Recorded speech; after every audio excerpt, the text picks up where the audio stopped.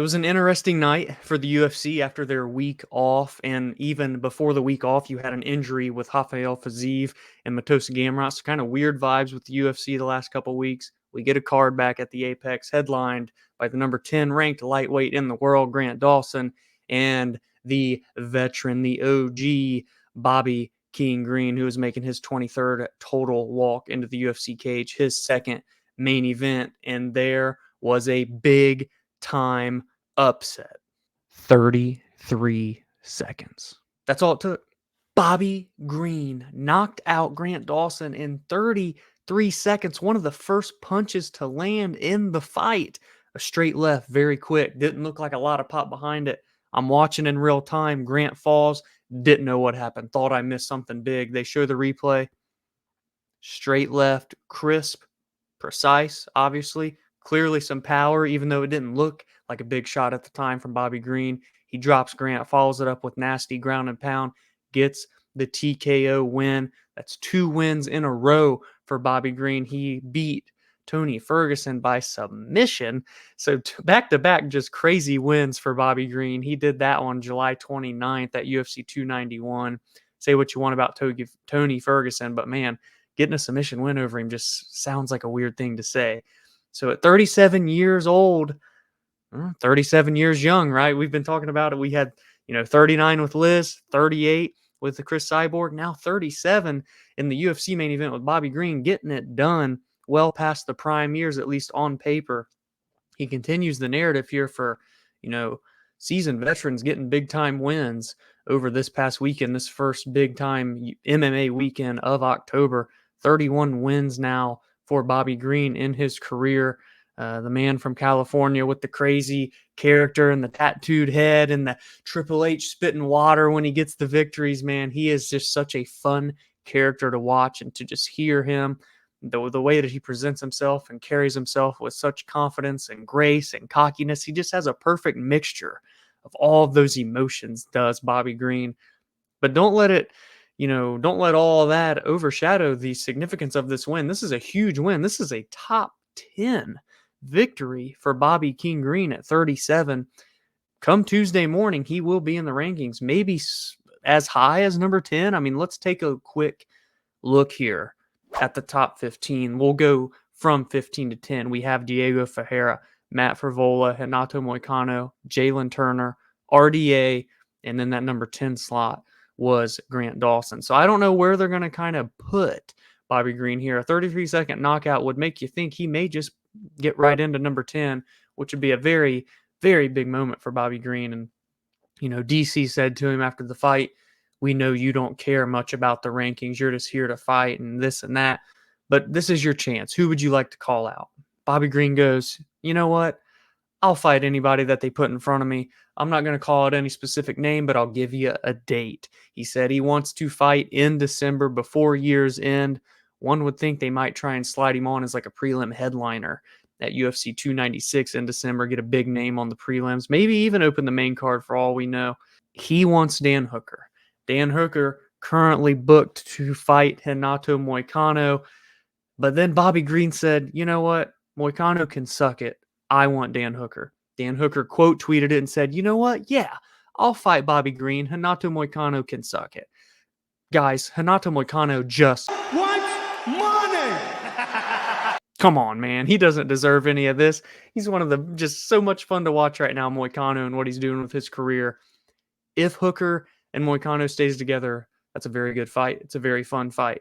If they decide to go separate ways, maybe it's not officially signed and all that jazz just yet, Hooker versus Bobby Green is a very, very good fight. Dan Hooker is number 9 in the lightweight division. He's been kind of like stagnant, it seems, because he had that little stint at featherweight and, not as much consistency at 155, but he still finds himself as a top 10 guy in that number 9 slot. I would love that fight. I think that is a great fight. It is a fan-friendly fight, would be Bobby Green and Dan Hooker. If they can't get that fight made, I'm Matt Frevola's fighting semi-soon. I know he's a New York or New Jersey guy. I don't know if he's on the card at MSG, but maybe if he can get a win, Matt Frevola and Bobby Green would be fun. Frevola likes to make quick work of his opponents. he gets in, gets another quick knockout, he could definitely turn around in 5 weeks, and potentially fight in December if he's fighting in November. Again, I could be wrong there. But there's definitely fun matchups for Bobby Green. He deserves to fight someone else with a ranking next to their name. And for Grant Dawson, let's look at the losing side here. I kind of talked about, I was confident that Grant would win. And I even said that he would get a finish, around the round 4 kind of area of this fight. And he never got to get going. Obviously, when you get knocked out in 33 seconds, there's not much that can be said. But this was a very big, in a way, step up here. Like, you look at the competition, and kind of the thing that I was talking about in the preview was that he didn't have a ranked win. I maybe Demiris Magulov was like 13 or 14 when they fought in July, maybe. But regardless, he had climbed his way to number 10, really with at most a number 13/14 victory. And outside of that, I mean, Demir was his best win for sure, but prior, he did beat Jared Gordon, which is a good win. But I would say Julian Erosa, when you look at the fight styles, would be like his best win. Name value even as well on this list. He obviously had a draw with Ricky Glenn, who got knocked out by Drew Dober, which, everybody's getting knocked out by Drew Dober, it seems, in the past couple of years. But staying on the main event, this is going to be a tough one for Grant Dawson to lose that first big opportunity, right? Your first time in a main event and you get shellacked in 30 seconds, by knockout. Put him out, really. It was a pretty devastating loss, but he's only 29. He's 20-2 with 1 draw. He has time still to right the wrongs. It'll be interesting. I talked about the rankings and where Bobby will be come Tuesday. Where will Grant Dawson be come Tuesday as well? I believe he'll still find a way to be within that range of the top 15. I would be shocked if they removed him completely from the rankings, but I would think that his next matchup would be another unranked fighter. Maybe even a fight like, could you imagine him and Joel Alvarez? I mean, that's just off the top of my head spitballing. That would be a super, super fun matchup. I believe there's still potential here with Grant Dawson. A 33-second knockout is tough, right? But that doesn't lead me to believe that there's just nothing left in the tank. It's not like he got outclassed by Bobby Green from pillar to post for 25 minutes. He got put out. You bounce back, shake the dust off. Maybe he even wants to get in before the end of the year. I wouldn't recommend it, obviously, when you get knocked out in October, but I could see him wanting to really return with a hunger. That first loss in the UFC is going to be an eye-opening experience, and he trains an American top team with a world-class gym and training partners.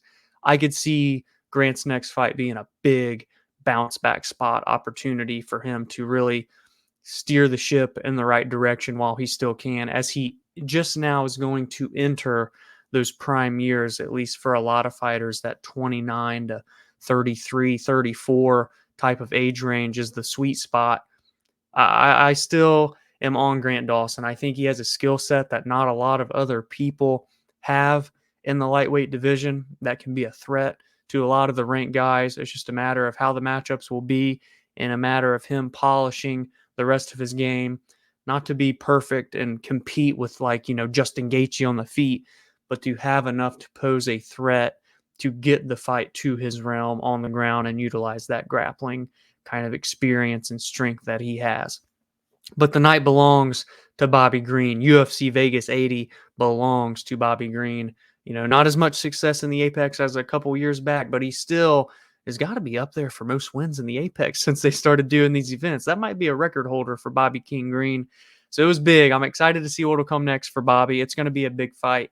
We will see him by the end of the year for sure. The UFC will get him in there matched up with someone else.